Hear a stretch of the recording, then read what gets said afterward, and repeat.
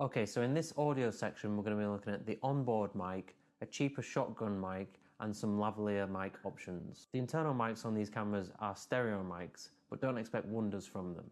That said, I do use them, especially for ambient sounds, and I quite like them for that. But you just need to be aware that if there's any wind around, then the sound is completely shot. Here's a few examples so you can see how it stands up in the field.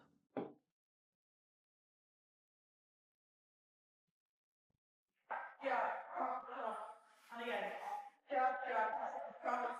there we go. Come on. There.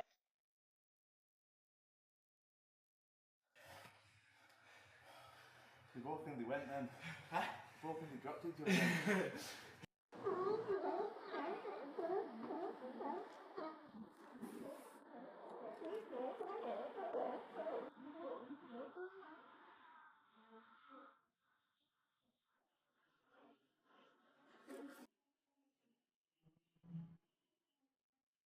So while the internal mics are useful in certain situations, if you're shooting an interview, you're probably going to want to hook up a microphone. Obviously, Panasonic must be aware of how popular these cameras are with video shooters, so they've fitted them with decent preamps, which means you can get good audio just through the mic port on the camera. We tested the preamp's noise floor using some different microphones in the run and gun section, so do go back there if you want to delve a bit deeper. Even something as cheap as the Rode Video Micro works well with these cameras' preamps.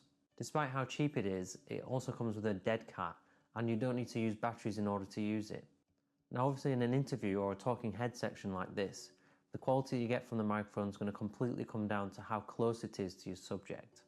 So this might not be a great choice for interviews because it's likely to be mounted on your camera and therefore quite far from your subject, whereas ideally you want it as close as this to what you're recording for the best possible sound. So you would be able to boom it above your subject, but that would mean getting another cable and running that to your camera, so that's added expense. At £49 or $59, it is a very compelling option, but bear in mind, to boom it you do have to invest in more gear, and you do want a stand if you're going to boom it, because it does get handling noise quite badly if you don't. Here's a test to show the sound quality difference when you're able to get the microphone really close to your talent versus when it's not that close at all. Now, just as a word of warning, I do speak really slowly, but at least that gives you a chance to examine the noise floor. Rode Video Micro, microphone settings at -9, mic check 1 2, Rode Video Micro. There was no noise processing at all in post with those clips, so bearing in mind that you could actually do some noise reduction, do you think that that noise floor would be suitable for your needs or not? That's the question you need to answer. Now ultimately, the noise floor was peaking at about -40 decibels looking at it in post. So I think if you've got some sound design over the top of that, it's actually a very good result. This test is speaking 3 meters or 10 feet away from the microphone. So obviously that means the cameras had to be adjusted in order to capture the voice. This is the Rode Video Micro. I'm stood 3 meters away, over 3 meters, that's over 10 feet. It looks like the audio is nearly peaking, so sensitivity on the camera is turned up as far as it will go, meaning the noise floor is as high as it would get with this cheap microphone. That's obviously not as good sounding at all. So because audio plays such an important part in good video, it's worth thinking about how you can get a microphone close to your talent, and a cheaper lavalier mic or a lapel mic might help with that. Here's a couple of relatively affordable lav mics in a test. They're shot again very close to my face, about 6 inches away, and the preamp was able to be turned down to -9 decibels on the mic level adjustment setting. The first option is the most affordable, and it's from a company named Boyer. It's a wired lav mic, so you need to connect the mic all the way to the camera. Microphone's about 5-6 inches from my face. Mic check 1 2. Testing 1 2. The second lav test is on the Rode wireless option. This is a bit more expensive, but it does give you the luxury of being a bit more mobile with the camera or with the talent. Mic check. This is the Rode wireless lav. Mic check. How many sound guys does it take to fix a light bulb? 1 2 1 2 1 2 1 2. Whether these mics paired with these cameras preamps is good enough, I suppose, is a personal decision to you. There's no doubt an XLR setup will give you better quality, and that's why you pay for it. But otherwise, you can get professional results with these. I've seen Elon Musk recorded with a Rode wireless lav, so you know that system is usable in a professional setting. Now, getting into lenses, this is a scarily expensive game. Luckily on these cameras you've got a ton of options, especially if you're open to adapting other lens systems to these cameras. Lenses could be seen as a bit of an investment. In most cases they're going to be used longer than the camera body itself, so it's worth thinking about the future, not just the short term. Constantly buying cheap cameras and upgrading is going to ultimately be an expensive route. My personal recommendation is to try and strike that balance between value and performance, and that for me means investing in second-hand glass. Places like Wex in the UK will let you buy lenses second-hand but also give you a warranty with it, so if there's a problem with it you know that they'll see to it. Obviously the big benefit of buying second-hand is if you come to sell that lens, the depreciation that you've suffered owning that lens should be minimal, rather than if you've bought it new and then you're selling it second-hand, obviously you'll take a bigger hit. A big factor in how expensive lenses are is how fast they are. And for me personally, I like to shoot really fast lenses that let you work in low light conditions and get better exposure, and also give you a shallower depth of field. But that comes at a premium. And that's probably more my heart speaking than my mind, because my mind says I don't need f1.2. f2 or even f2.8 might be fast enough, especially as lens technology catches up in future and makes that plenty fast enough to shoot in low light. For example, if you've got the GH5S, you don't need an f1.2 for the low light scenes. An f2 or an f2.8 is going to be better than a GH5 at f1.2. So with all that said, here are my recommendations for some very budget-friendly lenses which still offer decent performance. Okay, if you've got the camera body but no actual kit lens with it and you've got about £200 or $300 to spend, this is where I would start. For a decent bang for your buck and also some flexibility, I'd start with a kit lens, i.e. the Panasonic 14-42mm, and that's going to be about £70 used, so very little. My camera came with the 12-60 from Panasonic, not the Leica one, the cheaper one, and to be honest it's more than usable. This is some of the footage that you get with it. You get dual IS because that one and the 14-42 are stabilised, and in the case of the 12-60 it's actually weatherproof. For me the biggest weakness of these cheaper kit lenses is that they're not the fastest, especially when you zoom in. So I would add something reasonably fast and cheap like this Panasonic 25mm f1.7. That'll give you some decent low light work, and also it'll give you a sharper result than the kit lens. It's not weatherproof or stabilised, so moving around with it can give you very shaky results. This wasn't stabilised in post either.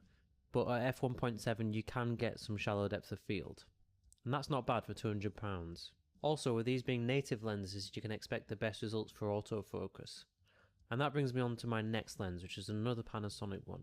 If you've got the budget to add to this setup here, the weakness that I would be looking to address is the fact that at the longest end of your prime cheap zoom lens, you're probably going to be looking at f5 or f5.6 or something like that. So I would want something reasonably long that's sharp and fast. And that brings us to the Panasonic 42.5mm f1.7.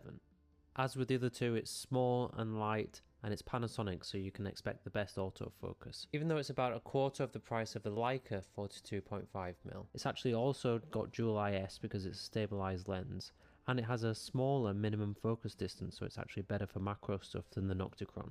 So that's where I personally would start with a small budget. I know I've gone over the £200, $300 threshold there, but that's how I would build out from that £200 starting point. And I'd just note that I suppose this doesn't go very long. If you're trying to shoot wildlife or events from the very back, 42mm is probably not going to help you there. But don't forget the X-Telephoto mode, which will get you close to 60mm. Let's say you want something a bit more unique, you're feeling brave, you've got a very small budget for example, or you want proper focusing rather than focus by wire. Then you can make use of the flexibility of the Micro Four Thirds platform and adapt some vintage lenses to your camera. I mentioned you needed to be brave because this will likely mean you get no autofocus or aperture control from the camera. You have to do that on the lens. It should be fairly obvious, but you can expect there to be no stabilisation on the vintage lenses, and also the quality might not quite be as sharp as a modern lens, but sometimes that actually works in your favour as you get a character from the lens. It'll behave differently and you'll get different lens flares, maybe a different colour tone, some softness around the edges, or a different bokeh that actually adds value to your image. I'll come to examples in a second, but onto the solid lens choices that I've researched. My first shout goes to a wider, but not exactly wide, Vivitar 24mm f2.8, and that can be had second hand for £39. A longer and even faster option to add to that is the Helios 58mm f2. Now there's so many of these in circulation it comes in at a really cheap £35. I got this one from a shop for £29, so obviously I'm erring on the side of caution with these prices. It can get even cheaper. The total price for these two vintage lenses plus some adapters to fit them to the camera comes to roughly £105, which is seriously cheap. Now to take the vintage stuff to the next level, if you were to add a focal reducer such as the Metabone Speed Booster, or a cheaper alternative being the Viltrox M2 which I've heard good things about, then you can make these lenses wider as in a shorter focal length and also faster, which is crucial for the 24mm. It would become a 17mm f2, which is actually decently fast. The Helios becomes a 41.2mm f1.4, which is insanely fast for the price that you're paying. Obviously it does bump the package up to about £250 if you go in the Viltrox route. The Metabone Speed Booster is much more expensive. But ultimately this is a fast package for the money. Here's what you can expect from that Helios on a GH5.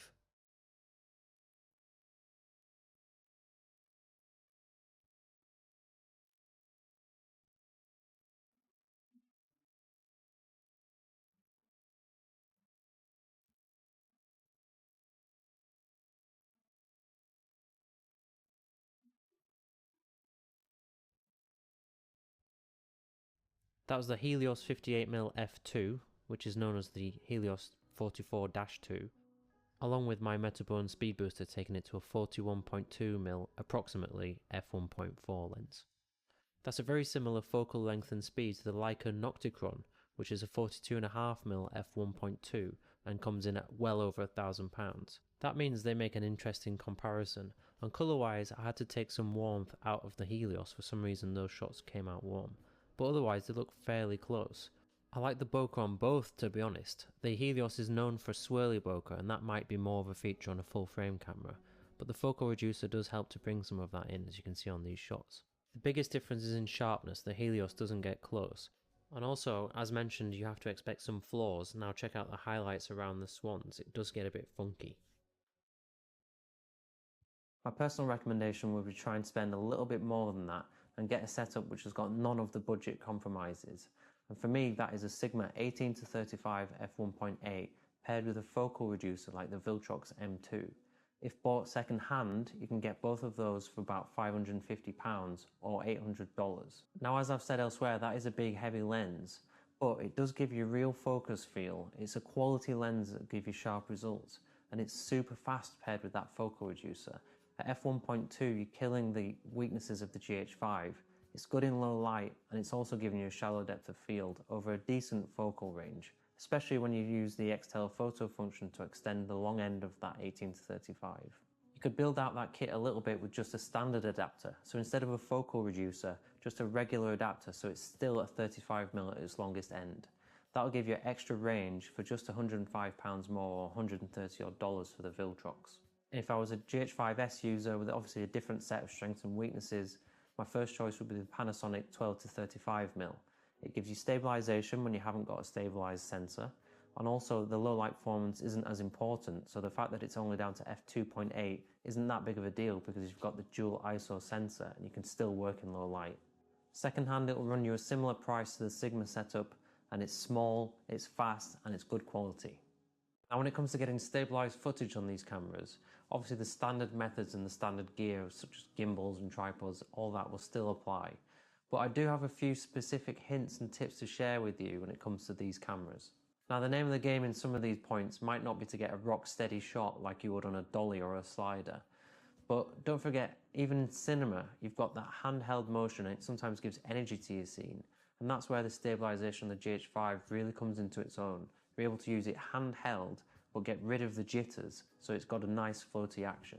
As we've explored elsewhere in the course, the dual IS when you've got a GH5 stabilized sensor plus a stabilized lens gives you even better results.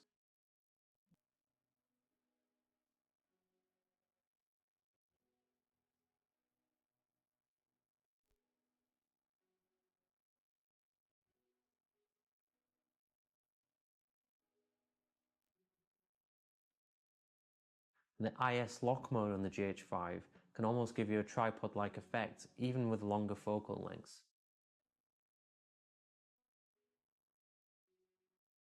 Now for GH5S users, although you don't get the in-body image stabilization, you can still make use of those stabilized lenses to really smooth out your footage. Otherwise, you've got the option of putting it in a cage and using it like a cinema camera. You can get a cage and a top handle for about £100, or you could consider shoulder mounting it like a proper cinema camera, or even get handles that will screw into each side of the cage and give you a handheld option like this. That'll really help smooth out the footage on a GH5S, even if you haven't got a stabilized lens. I'm a big fan of adding movement to shots, such as dollies or pans or tilts, and those are all possible handheld with the GH5 thanks to the stabilization that it's got. A few tips to help with that though. Obviously shooting in slow motion, like 50p or a higher frame rate than that even, will let you slow it down in post and really smooth out your movements. Otherwise, you want to get as many points of contact with the camera as possible. So if you can do that movement up to your face, for example, you've got 1, 2, 3 up against your face points of contact, and that'll really help keep it smooth. This is where shooting with a camera strap can come in handy.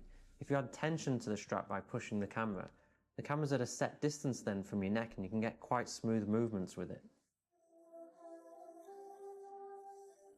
Now adding a battery grip to that will take it to the next level as well, because they attach to the bottom and they give you pinky finger somewhere to sit. That helps sometimes get a more stable handheld shot. Now they're really expensive when you buy them from Panasonic. They are available third party for about £40 or $50, but you have to be really careful to read the reviews. I had one that had to return in the end, but I've heard really good things about the newer one, which is in this price range. You can also fake smooth movements by shooting a steady 4K shot, maybe on a tripod. Then in post, you can zoom in and then pan across the screen, and then you've got a really super smooth slide. I do that all the time with zooming in and zooming out, because it's much easier than actually doing a dolly kind of action. So those are some tips to help you get stable footage with these cameras. Now I hope that helps, but you do need to bear in mind that's going to be limited if you're trying to get a walking motion. That's the hardest thing to stabilize, and at that point, you should really be looking at a gimbal or a stabilizer. I've tried a few cheap stabilizers, the ones which are just counterbalanced by weights, and I've not really had much success with those in all honesty. The glide cam obviously is going to be a good option, but it's not necessarily cheap.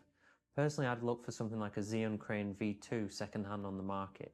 Those are really good, I use that all the time, but you just need to be aware it doesn't carry the Sigma 18-35 lens with it being so big. So in this last video, I'm going to be condensing down my experiences, my successes and my failures in buying gear for this camera, in the hope that you can learn from my experience and make the right choices and save money.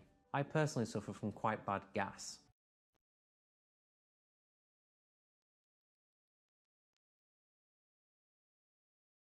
So if I had my time again, I'd definitely look at trying to be more strategic about my purchases, buying things that are good value, but also that won't need to be replaced soon, so that I can expand the kit rather than replace any bits of it.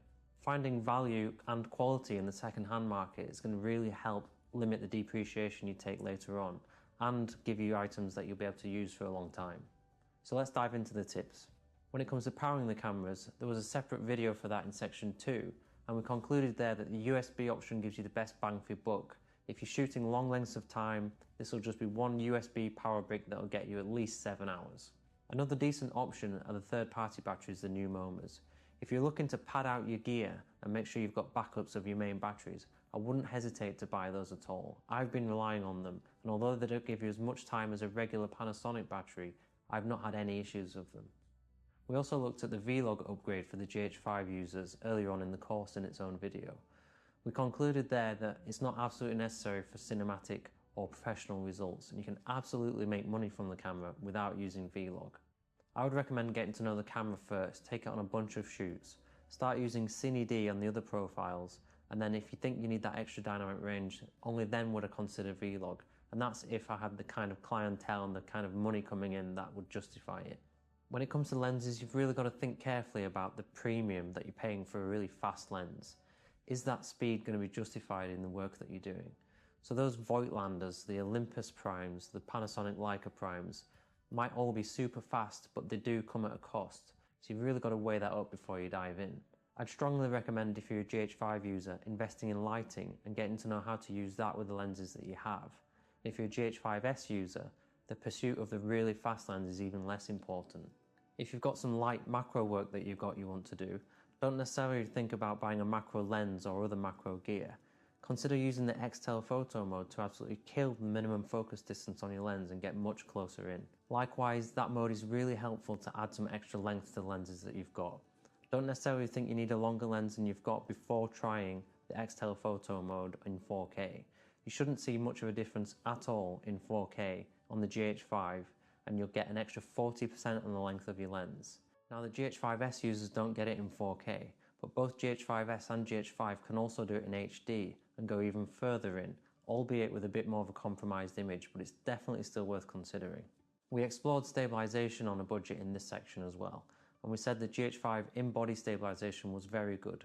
Using slow motion and several points of contact will really help stabilize your footage. Alternatively, if you shot in 4K in a steady fashion, you can recompose that in post and get a smooth motion in there, as long as you're outputting to HD.